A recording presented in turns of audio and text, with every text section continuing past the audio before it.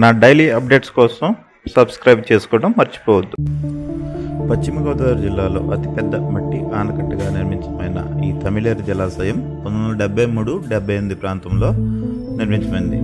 అప్పట్లో పివి నరసింహారావు ముఖ్యమంత్రిగా ఉన్న టైంలో ప్రారంభమైన ఈ ప్రాజెక్టు చెన్నారెడ్డి హయాంలో కృష్ణా, పశ్చిమ గోదావరి జిల్లాల్లో సుమారు 10,000 ఎకరాలకు నీరందించే ఈ తమిళేరు జలాశయం సముద్ర మట్టానికి 356 అడుగులు ఎత్తులో ఉంది.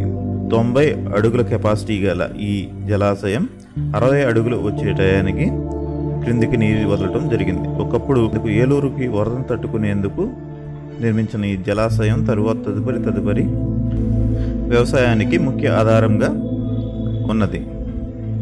కృష్ణా, పశ్చిమ గోదావరి జిల్లాల్లో లెఫ్ట్ రైట్ కెనాల్ ద్వారా సుమారు 10,000 ఎకరాలు దీని కింద వ్యవసాయం చేయుచున్నారు.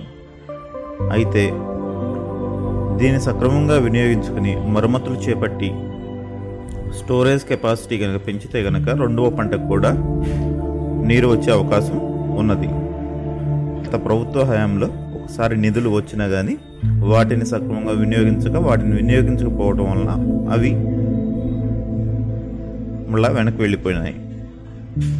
ప్రస్తుతం చింతలపూడి ఎత్తిపోతల పథకం పూర్తి అయ్యి తమిళేరు కనుక నీరు వస్తే చింతపూడి మండలం ఎర్రంపల్లి, వెలగలపల్లి తదితర ప్రాంతాలతో పాటు లింగపాలెం మండలంలోని ఎడవల్లి, ధర్మాజిగూడెం, కొణిజర్ల తదితర ప్రాంతాలకు పుష్కలంగా నీరు అందించే అవకాశం ఉంటుంది.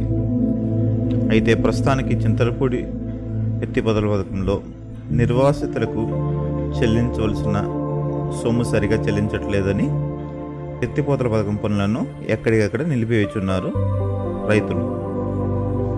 త్వరలో అది పూర్తయి నాగిరెడ్డిగూడెం ప్రాజెక్టుకి అంటే తమిళేరు జలాశయానికి పూర్తి స్థాయిలో నీరు అందిస్తారని, తద్వారా 2 పంటలు పండించి పుష్కలంగా రైతులు బాగుపడతారని కోరుకుందాం.